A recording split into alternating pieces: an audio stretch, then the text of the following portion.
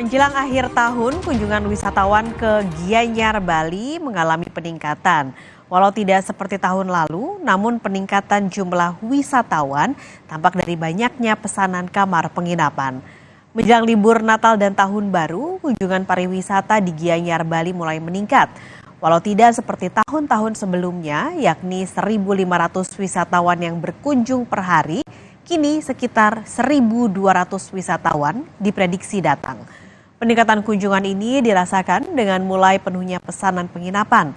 Pelaku wisata juga melihat adanya perbedaan pola kunjungan wisatawan dengan mengunjungi Ubud di tahun ini.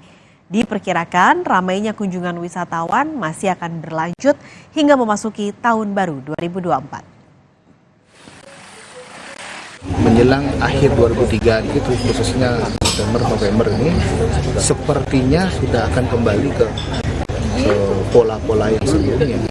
Kenapa? Ya kami pikir pada saat COVID kan di negara-negara lain ada itu masyarakat mereka yang dibayar tidak apa-apain gitu ya. Jadi kurang lebih mereka punya tabungan, terus dengan kondisi mungkin mereka bosan dan segala macam aja mereka traveling. Nah sekarang kayaknya situasi ekonomi mereka sudah mulai balik normal nih.